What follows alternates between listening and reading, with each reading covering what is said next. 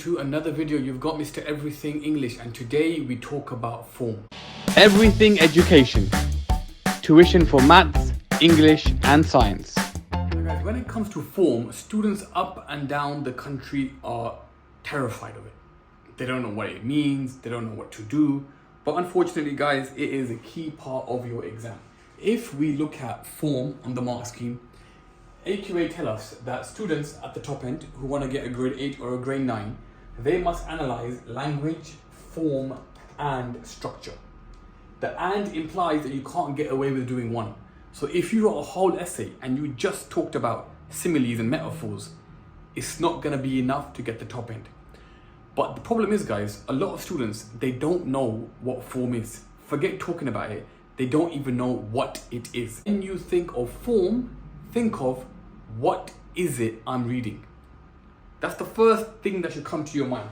So for example guys, if we look at form for our exams, there are three main types of text that we have, right? We read poems, we read 19th century texts, and we read plays. So Shakespeare plays and the modern text being the Inspector Calls, Blood Brothers and so on. So we've got plays, we've got poems, and we've got 19th century novels. Remember guys, when it comes to form, we're looking at what are we reading. So let's take plays for as an example. Let's take Macbeth as an example. When you read Macbeth or Romeo or Inspector Calls, you know I'm reading a play. But you can't write in your exam, Macbeth is a play and expect to get a grade 9. Now that you're reading a play, you must think about what are the techniques of form that are only found in this type of text. So what are techniques that you only find in plays that you don't find anywhere else? So for example, some things that you might find in a play is stage directions. So you might talk about thunder, lightning, rain as a stage direction in Macbeth. You might talk about the sharp ring of the front doorbell in an Inspector Calls, which is a stage direction. You might talk about the stage direction cutting in Inspector Calls, when the writer is describing how the inspector cuts over Mr. Burling while he's talking. But anytime you talk about stage directions, you are getting the mark for form. Then we have aside. Now an aside is when, for example, the characters are on a stage and the lights might dim over there and the lights go around the character and this character is talking out loud, but it's almost as though they are having a conversation with the audience. This is again something you only find in a play. Then you have a soliloquy.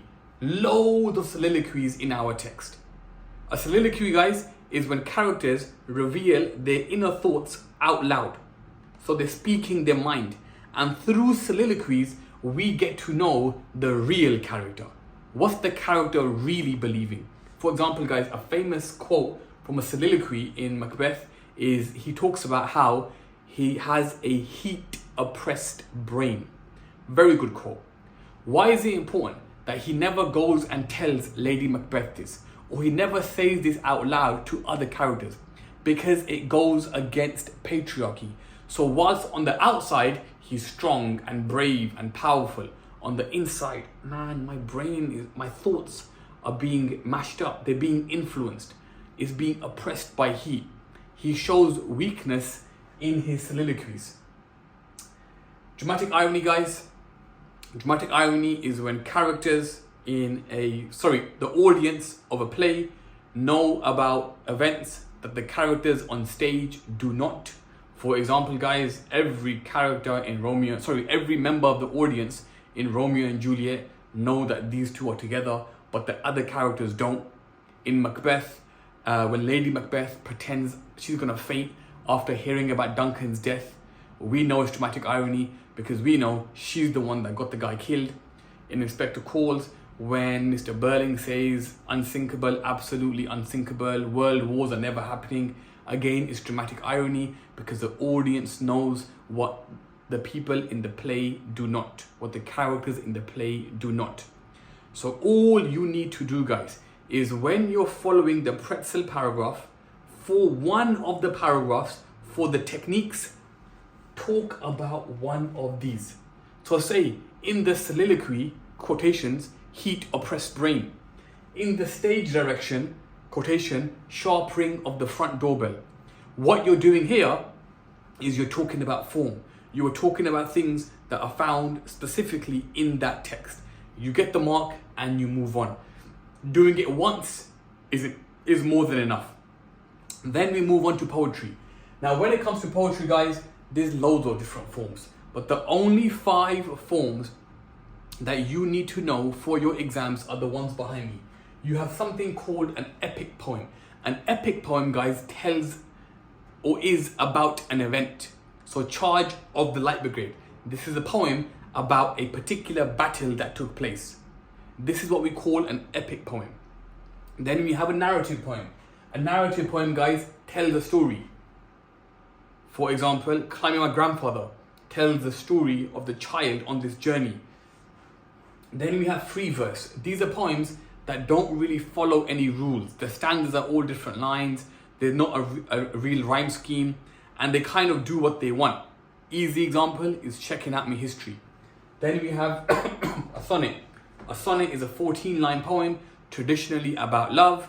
Easy example, Ozymandias, 14 lines. What love is it about? It's the love that he has for power and the love he has for himself. And then we have a dramatic monologue. This is written in the first person, I, and is when one character speaks the whole way through.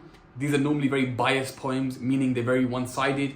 And an easy example, guys, is My Last Duchess. Somewhere in your poetry essay, for one of the techniques in the paragraphs, link what you're saying back to the form. So, for example, if you get a question about, let's do, I don't know, you might get a question about power in Checking Out My History. You might say that the writer claims their power through the form of the poem. By making it a free verse poem, they don't follow rules, they don't follow conventions. They write however they want to write. And this is another way they claim the power back, through the form of the poem. That's it, guys. Mention it once. You're gonna get the marks and you move on. Then we have the hardest one. The hardest one is your 19th century text, your Christmas carols and your Jekyll and Hyde. Because the majority of kids will say in the novel or in the novella, that's nice, that's lovely, but it's not gonna get you a grade 8 or a grade 9. Now, when we talk about the 19th century novels, you wanna speak about the Gothic genre. This is the form now of the text. They are Gothic genre novels. Now, what are conventions of the Gothic genre? These are the conventions. So talk about one of these. For example, supernatural. Ghosts and demons and devils and spirits and dark and evil things. That is something that you always found in the Gothic genre. Then you had religion. The idea of good versus bad, God versus the devil. Everything is a battle between religions. For example, guys, when Scrooge is calling Christmas bar humbug. In the 19th century, Christmas was a strong religious activity. So not only is he mocking Christmas, but he's mocking religion in the same breath. Then, guys, the weather. This is my favorite one. The weather literally is used to tell the story in Gothic genre books. Fog, snow, dark and gloomy. Look at Jekyll and Hyde. The more evil Hyde gets, the thicker the fog around London gets. And the weather can be used as a sign of covering up his sins, covering up everything he's doing. But these are things you find in the Gothic genre. And the last one, guys, Gothic genre books, they are like a roller coaster. Very, very slow, right? Like tick, tick, tick, tick, tick. They slowly rise to the top. In Christmas Carol, first ghost, second ghost, third ghost. In Jekyll and Hyde, we're trying to figure out who is Hyde, who is Jekyll. Very, very slow build.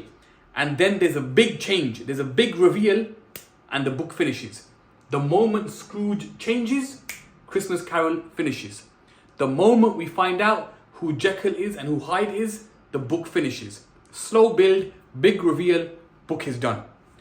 Talk about one of these in your essay, linking it clearly to a convention of the Gothic genre, and you will get the mark for form. These are the 3 ways you talk about form. Now remember, guys, form is a part of AO2. AO2 comes under techniques. So have a look here, guys, where's it gone? So guys, AO2 comes under the analysis of language, structure, and form. So, in one of the paragraphs, where you traditionally would talk about language devices and structural devices, just look at the techniques of form. This could be a stage direction, this could be an aside, this could be a soliloquy, this could be epic, narrative, whatever it is. Just do it once and you will jump, get the mark, and move on. And that is how, guys, you speak about form in your English literature exams. And now I'm talking to you guys who are aiming for a grade 8 or a grade 9. Please, please, please do this. Please make sure you are discussing form. So when the examiner looks at your overall essay and they're marking it, have they got language? Yes. Have they got structure? Yes. Have they got form? Yes. Have they got context? Yes. You've now done everything you need to get that grade. All that matters now is, have you done it at a good quality? And that will come through your practice of using these in past papers. Guys, form, it is your secret to a grade 8 or a grade 9. It makes your work stand out more than 80% of the country, because the majority of the country just does language devices. And then if they're lucky, they'll do structural devices. And then very, very, very few people do form. For form, if you're doing Shakespeare, if you're doing Inspector Calls, Blood Brothers, talk about one of these. For poetry, talk about one of these. For Christmas carols, Jekyll and Hyde, talk about one of these, and then thank me later. Alright guys, it's been Mr. Everything English. Peace. Everything Education.